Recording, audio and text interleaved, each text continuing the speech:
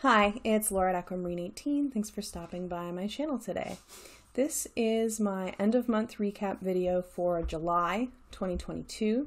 So I'll be sharing some decks that I've received and worked with this month, the books that I've read this month, and some learning about the animal of the month for July, which was dog. And I'll pick a new animal at the end. But first, just a couple of life things. I don't have too many big life updates. It's been a really busy month for me. We've been out of town quite a bit on the weekends, so it's been a bit challenging to film this month. I haven't done as much as I had hoped, but we've just been not around and working now a 9 to 5 schedule during the week.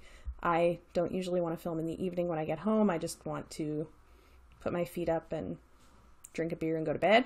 So, you know, the weekends are when I usually film, but we were just at a wedding, a family wedding. We went to a music festival that my partner played at the weekend before. We visited a friend's cottage for a day and a night. So we've been kind of all over the place. I'm definitely going to keep filming. I'm not going anywhere, but I'm definitely feeling like my output is going to be a little bit more sparse.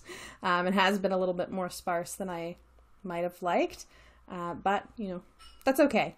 That's okay. This is not my job. I'm here for my own enjoyment. So if things are a little slower or a little faster at different times, I don't feel badly about that at all. And hopefully you don't either. So I guess the big exciting thing that I wanted to just mention is that I am shifting into apprentice in AODA Druidry organization that I'm a part of. I've been a candidate for just over a year, and you need to spend at least a year as a candidate before you can move on to the apprentice degree.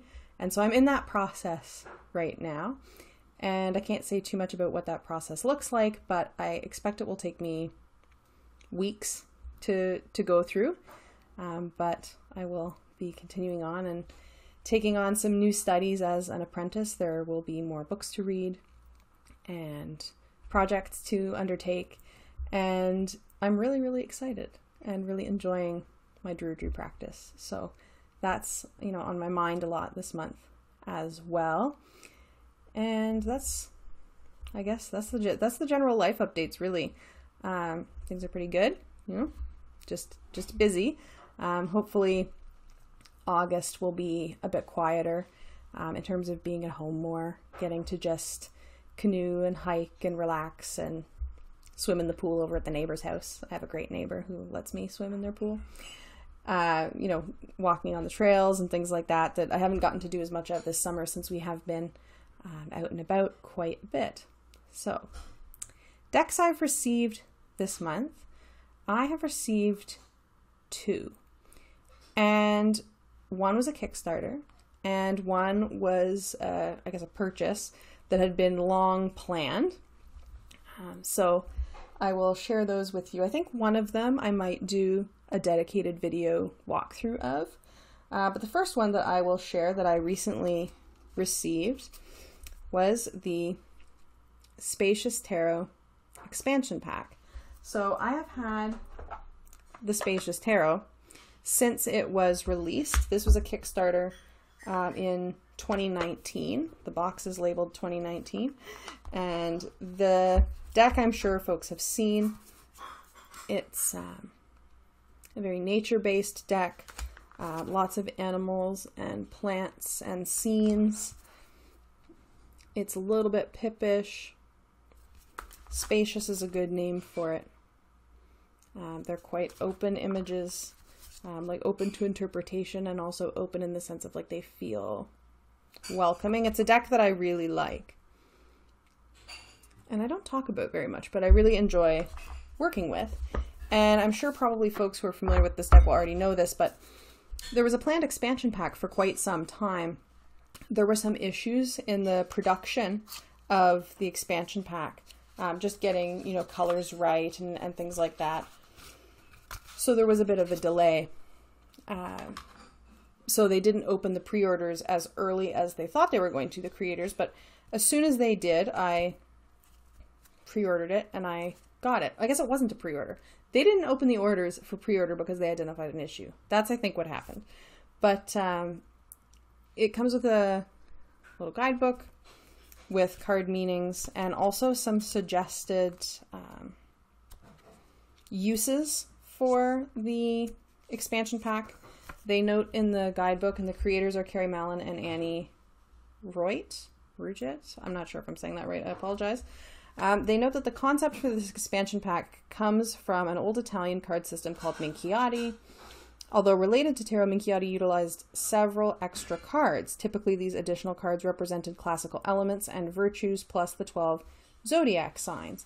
So this is the inspiration for this expansion pack. They've included 21 cards, including the 4 elements, the 12 zodiac signs, and 5 what they're calling value cards as opposed to classical virtues. So they've included curiosity, connection, offering, transcendence, and spaciousness. And they have some suggestions for using the deck both mixed in with the Spacious Tarot and on its own. And so if you'd like a full kind of walkthrough of what those different uses can look like, I'll link below. My friend Kelly over at The Truth in Story did a great video working through this deck. But I'll just share a couple of the cards with you. The element cards are really beautiful. There's air, earth, fire, and water. I love these. I think I will use these as kind of put it on the table to be like spread positions, would be more so how I would use it. I love the Taurus card. I have a lot of Taurus in my chart. My Mars is in Taurus. My moon is in Taurus. I've been thinking about doing, pal Katie Flowers did a video about assumptions that people made or guesses about her that people made based on her birth chart. I'm thinking about doing something like that and sharing my birth chart with y'all. We'll see what happens. I don't know much about astrology, but I'm enthused about it. I like the Libra. My partner is a Libra. And I like the Sagittarius card a lot because I'm Sagittarius rising, and I feel like this is a sense of kind of wandering of Sagittarius, wandering and wondering, that I associate with that sign. I was a little bit grumpy as a Pisces sun who hates the cold, but this is water, right? And it's suitable for the time of year, at least where I live, that Pisces represents. So, you know, that's fun. I'm excited about this deck. I'm not 100% sure how I'll use all of the cards yet, but I'm really happy to have it, and I love the Spacious Tarot, so it was an easy decision to purchase it. The other deck that I got was a Kickstarter, and this is a Majors Only deck. I've been really interested in Majors Only decks, actually. And I just purchased another one, which I'll have to share with you either in its own video or an update. We'll see later on that's not to me yet. But I backed this deck after having followed its creation for quite a long time. And that's the Mindscapes Tarot Panorama by John Rice. And this deck, it's still in the cellophane, but he opened the bottom of the cellophane so that he could sign a card inside. And so I got I got deck number 6 out of 1,250 produced. I got card number 6. And this is the back. So it's a small deck because it's Majors Only. It's gilded. It was, I will say, a little bit of a indulgent, spendy purchase, considering that it is a Majors Only deck. But how laborious these artwork are to create, I can absolutely understand why it is a Majors Only deck. It is really beautiful. Really, really beautiful. I wish the cardstock was thicker, not gonna lie, but I have been looking at these images on Instagram when I was on Instagram. I pop on occasionally, but I'm mostly off now. I've been following these for a long time. And some of these representations, like, just are so clever to me. And, you know, I love a landscape deck, so these cards having so much landscape, I really like. I really like the medium. I think that he's a really good artist. I would love to have perhaps a print someday of maybe something from this deck, or maybe some other artwork. I love this. Hanged one is a polar bear. My favorite childhood animal is a polar bear. My mom has told me. So I'm really happy that this one has arrived. I just looking through to show a few cards, and they're all just so pretty.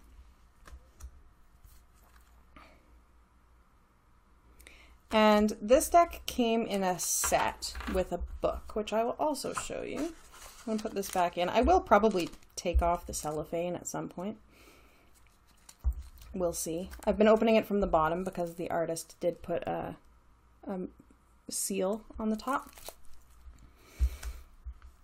So it came with this mat, which can hold 4 cards. And I like this mat. It's like archival paper, thick paper. But it feels, with the ship and the compass there, it feels a little bit piratey. And you all know I just watched Our Flag Means Death. I already kind of just want to watch it again. So I'm feeling pirate enthused at the moment in ways that is unusual for me. It came with this beautiful book, which I think, frankly, is like where half of the cost of production went in. This is first pressing, and so it's book number 6, and it is signed as well. It has an introduction about the process of creating the deck, and he created the deck during lockdown, basically, in the past, couple of years. And he discusses some usage of astrological associations, the decision to make a majors only deck,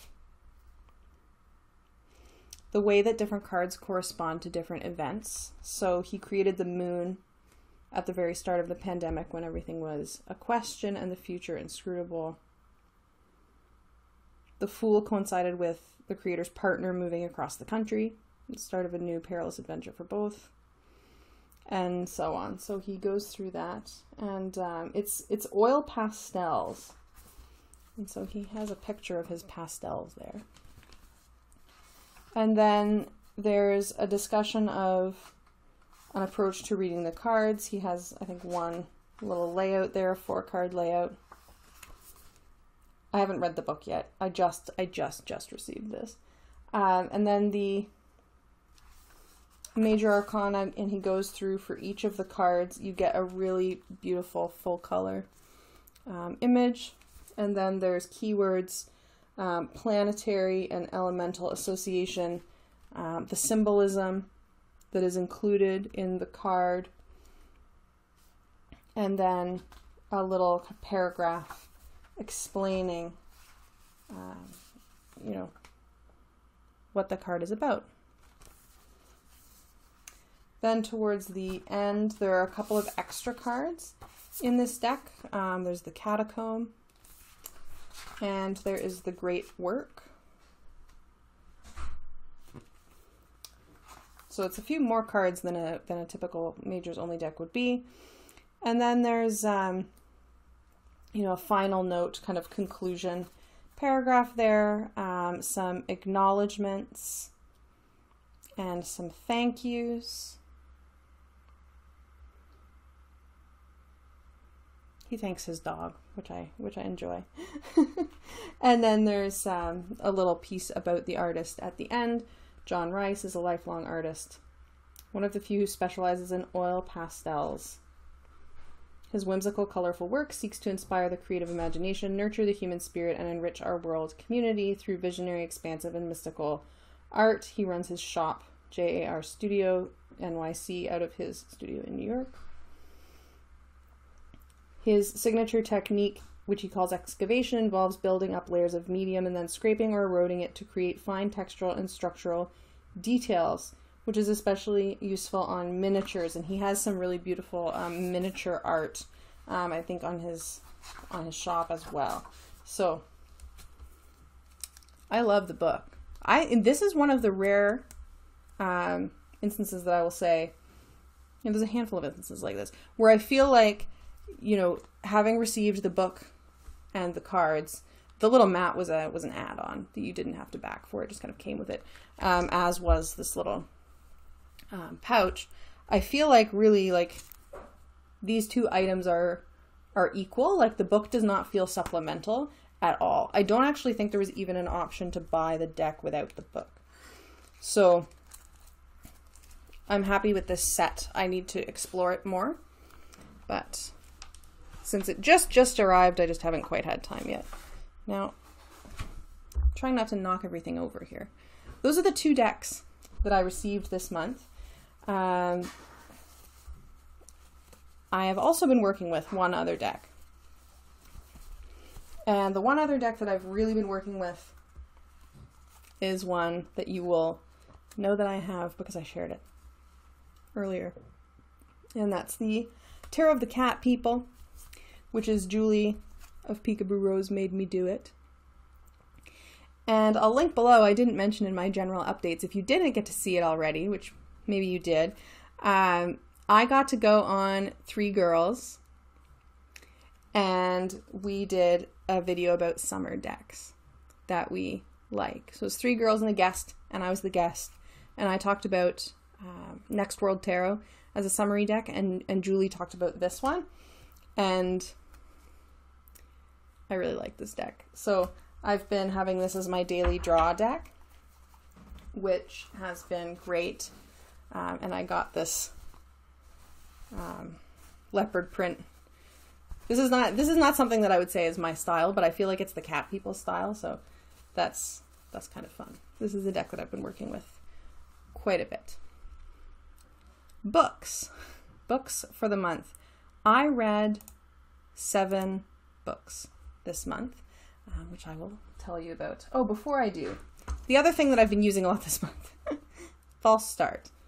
I'm not going to edit that out. The one other thing I have been using a lot this month, aside from my Tarot of the Cat People, are my OM. And I created an OM deck. And right now, which could have also been an update in my general updates that I didn't mention, I'm in a intermediate OM class with Kelly Fitzgerald. I took her beginner OM class as a playback, like I didn't do it live. But this one I get to do live, and I love her classes, and I'm learning a ton, and I have these set of OM that are, each one is made out of the wood that OM is associated with, so they're all really different. They have different textures, the bark is on them. They're really cool to cast, and so I'm enjoying trying casting more, as well as, of course, using my my deck too. So it's been a lot of OM this month, a lot of learning. The class is stretching my thinking, and now thanks to this class, this is Kelly made me do it, I think that I may do a Forfetta expansion pack for my deck, an Arboreal OM. I only made 20 cards because I don't have strong associations with the Forfetta, and I don't usually read with them, and this set of OM staves that I have doesn't have the Forfetta in it. There's only 20. So when I made my deck, I knew I was just going to do the 20, but now this class, we've been spending a lot of time with the Forfetta, and it has been advocated for that there could be an expansion pack. So we'll see. That may be a thing that happens. Now, I read some books this month. I read 7 books this month, And I did have some TBR cards from Jessie over at Bowties and Books to inspire some of the choices. So I read a advanced copy of a new novella that is going to be coming out by Rebecca Roanhorse called Tread of Angels. Rebecca Roanhorse is the author of Black Sun and Fevered Star, which is the sequel, both of which I have enjoyed, as well as another series, The Trail of Lightning was the first book. I don't know what the name of the overall duology is, but it starts with Trail of Light. And I've really liked several of Rebecca Roanhorse's books, so I got this advanced reader copy on NetGalley of Tread of Angels. And it is a novella that's a kind of Western setting, but it's a Western kind of town in which there are kind of angels and demons and humans and different kinds of entities all living in this city with this kind of complicated, quite authoritarian political dynamics at play as well. And this one was good. I feel like Western is definitely not a genre that I would describe as a favorite. It might even be, the one that I would be least likely to describe as a favorite genre, but Rebecca Roanhorse doing one it's very self-aware, I think, and what I liked about it is that I think it takes some of the tropes of a Western, like even a Western film, and really turns it on its head a bit. And so I liked that. I feel like it could have been longer. Novella is tricky. A lot was going on. But I liked its kind of take on a genre that I don't really like. And I also really appreciate a book where the protagonist is very morally complicated, which this was. And I would say that the protagonist was, increasingly morally questionable as the book went on in a way that was really well developed throughout. So that was an interesting one. In nonfiction, I finished this book, which is called Trans Allyship Workbook, Building Skills to Support Trans People in Our Lives by Davy Schlasco. And this was a book that I was reading in a particular kind of context of like buddy reading with colleagues.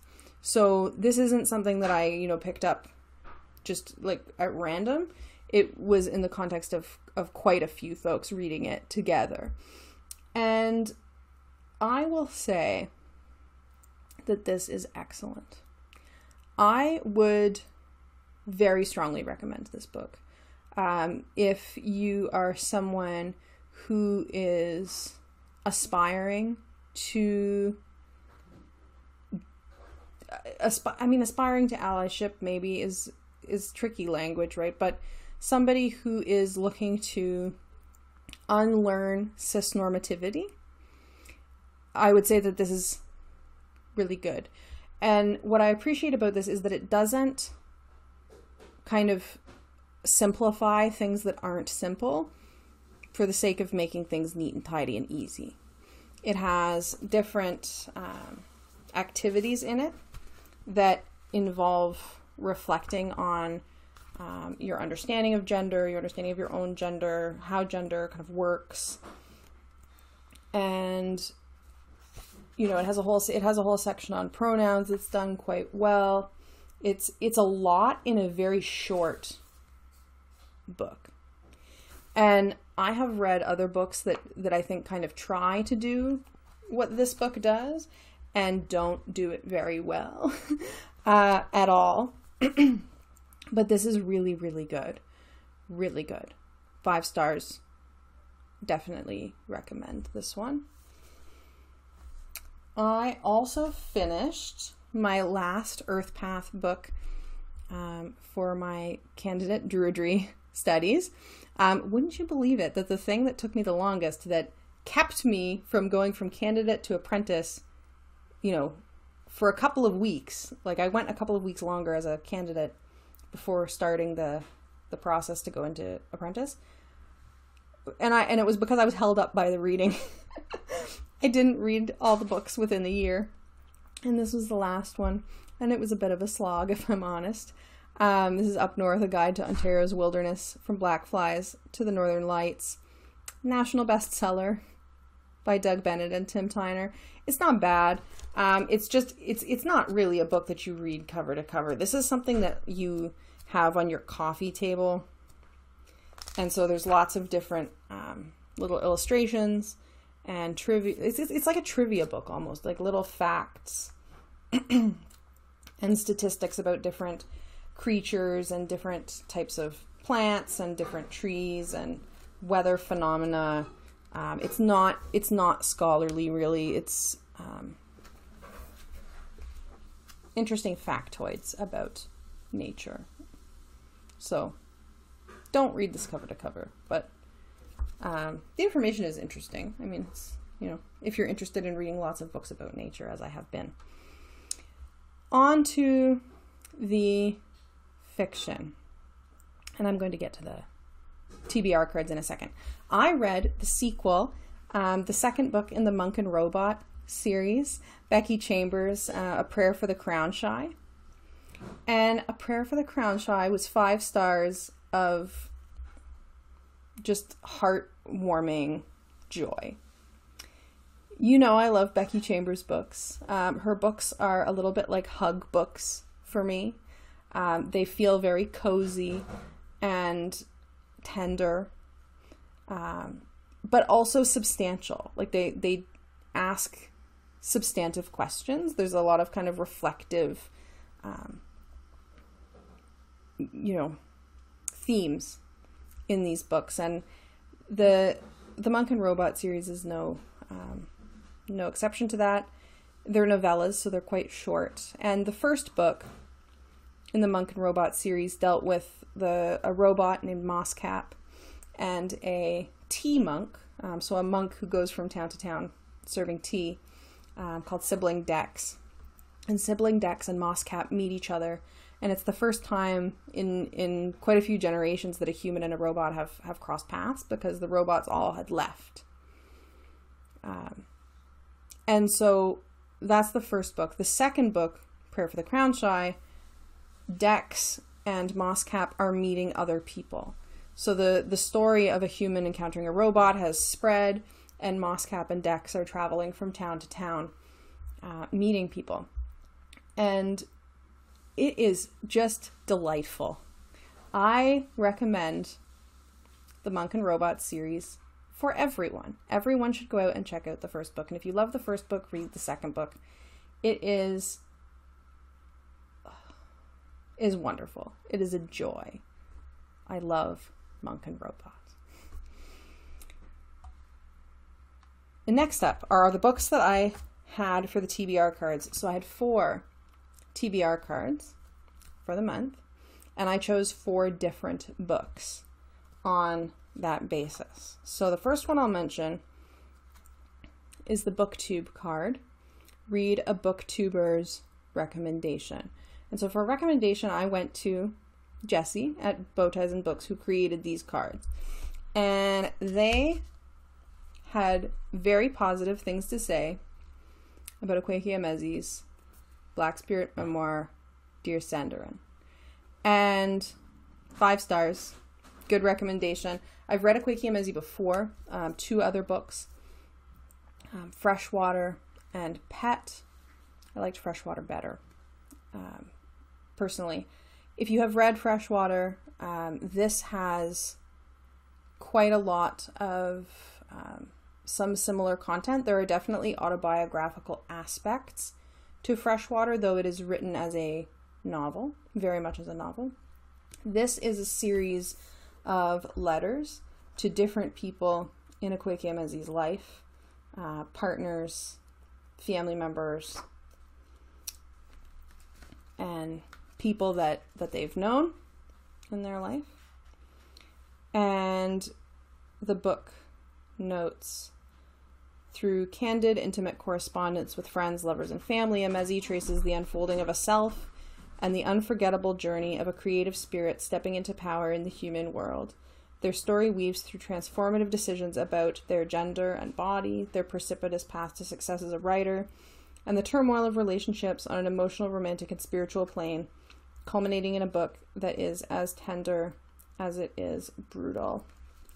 And that is a good description of this book. The letters are short, but there's a lot in here. It is unlike any memoir that I've ever read. Definitely a good recommendation and a book that I would recommend. It's not an easy read. Definitely all the content warnings. Similarly, like Freshwater has all the content warnings as well. Very, very good. Happy that I picked it up and will have it on my shelf for sure. 5 stars.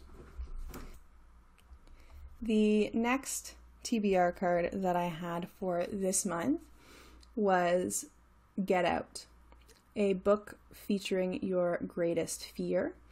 And as I mentioned when I drew this card, I am very claustrophobic. So I chose the book The Luminous Dead by Caitlin Starling as a book that I thought related to the greatest fear of claustrophobia. I am claustrophobic in ways that regularly affect my day-to-day life. It is a lot. And The Luminous Dead is a book that follows a person who is going on an expedition down into a system of caves, and they're going alone and have a kind of handler, I guess, on the surface who is kind of guiding them and giving them instructions and leading them. And this book is pretty scary.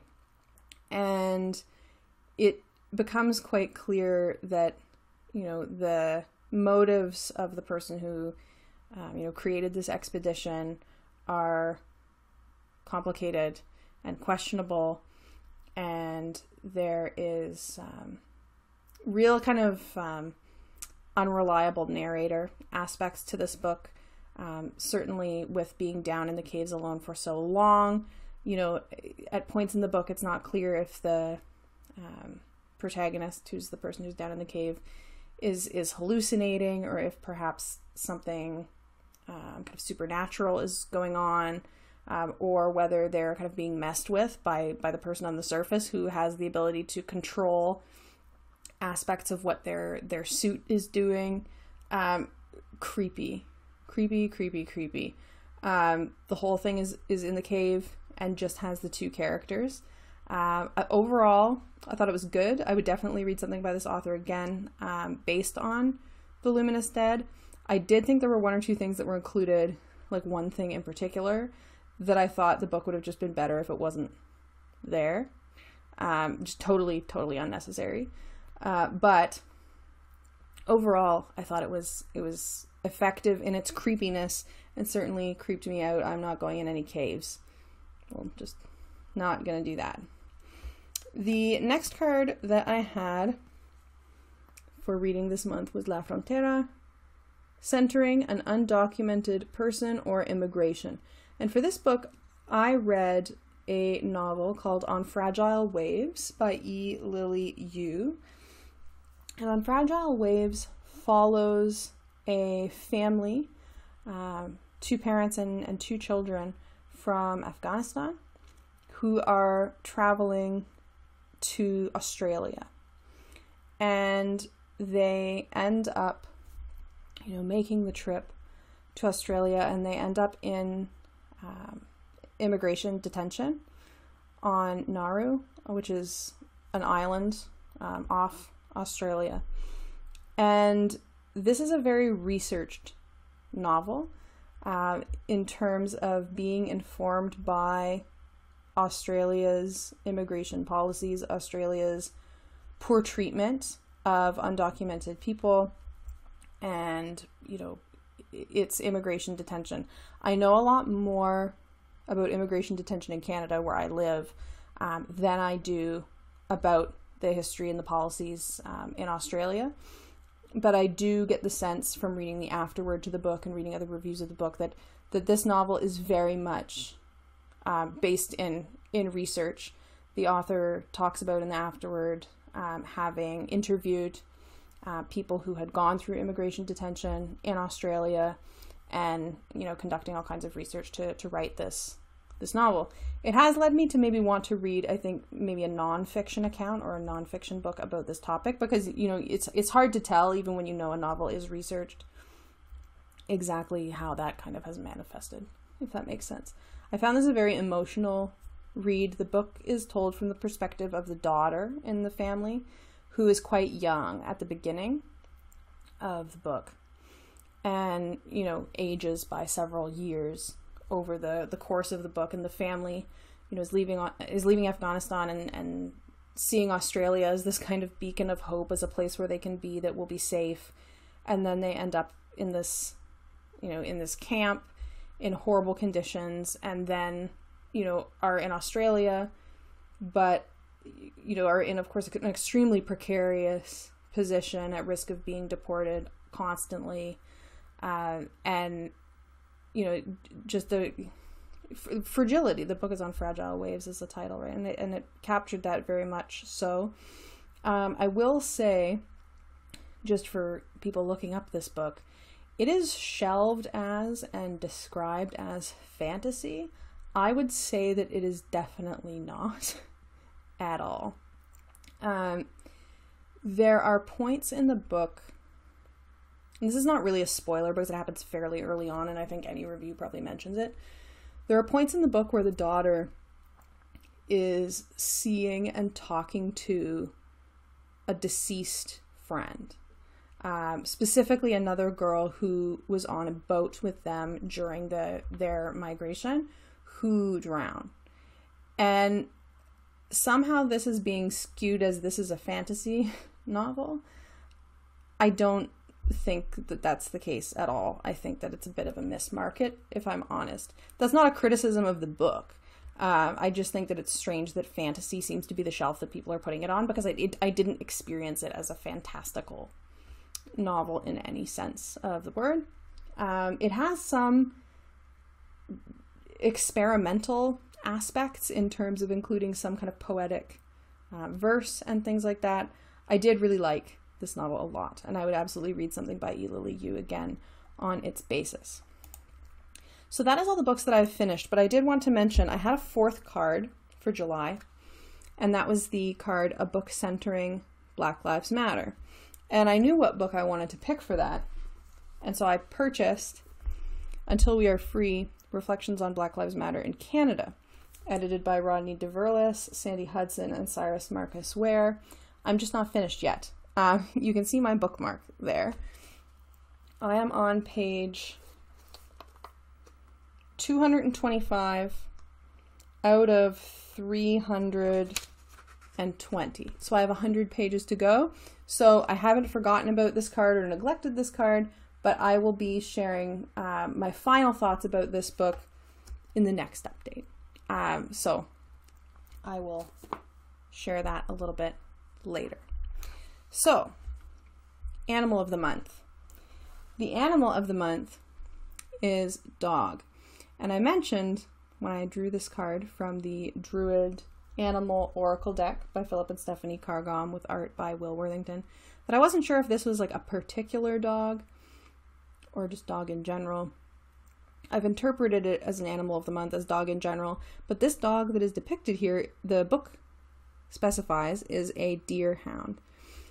And the reason that a deerhound has been chosen for this card is because a deerhound is a type of dog that is apparently featured in a lot of ancient statues, and particularly ancient statues of figures who are associated with healing or people who were healers often had a deerhound with them, or depicted as having a deerhound with them. So that particular species of dog then has that association. The dog is also here by some water and a kind of opening in the rocks there. And I learned that in kind of Druid stories and in mythology, that dog is thought of as a kind of guardian who will lead you to kind of the answers that you're seeking if you have right intentions and a right heart as you're asking the questions that you're asking. And particularly the idea that dogs guard roadways and thresholds, which water is associated with, of course, the thresholds. And I didn't know this, but I guess historically dogs would be depicted on gravestones often. Different ambassadors and things like that in Celtic context would have guardian dogs that were very close to them. The word for dog was also a title, or a, that carried esteem, right?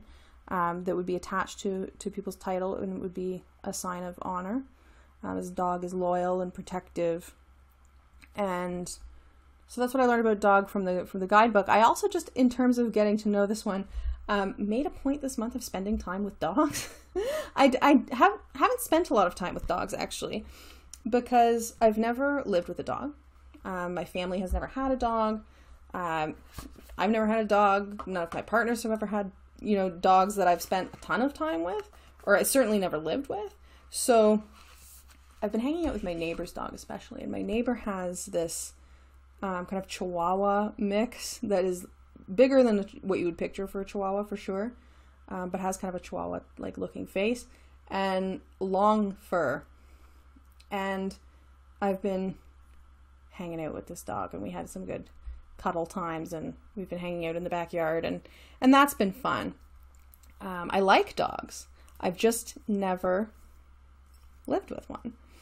And so I've been enjoying getting to know that dog and some other dogs.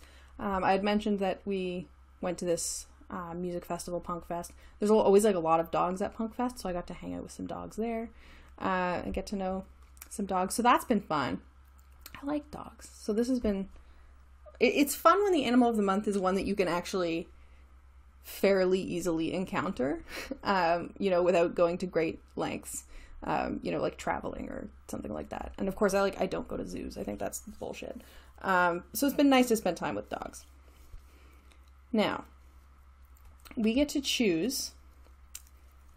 We don't get to choose. I get to choose the next animal of the month from the Druid Animal Oracle deck. It's getting thinner as I've taken out. There are some cards in this deck that I don't use. I've probably mentioned this before, that I don't use because they're more fantastical animals that I think are interesting, but that I wouldn't work with in the same way as I would like dragons, for example. Like I'm not my animal practice doesn't really go in that direction so much. I think that they're interesting and I like the art, but I don't use those. And I'm also taking out, of course, the cards that we've already had this year. So the deck is getting a little bit thin. But picking the next animal of the month. I'm not picking any TBR cards because I have reading plans for August. So we'll just choose an animal as a way of ending the video. Ooh. This one wants to jump out. Oh! Hare. This is another one that I can see in my own yard, I think. That's exciting. This hare just looks like it's been caught doing something that it wasn't supposed to do, which is an interesting facial expression for a hare to have. I'm excited to learn more about hare. I know that hare figures into Celtic mythology in a number of ways. So interesting to read about hare and their behavior and their mythological, or not mythological, cultural significance. So hare for August. That's great. I'm going to leave it there. Thank you so much for watching. I wish you a happy August. I will see you again soon. I hope. I have video plans. I have a couple of VRs that I really want to do, some of which are way overdue. So we'll see what I get time for. I'm enjoying other folks' YouTube content as always. So have a good one. I'll see you again soon. Bye.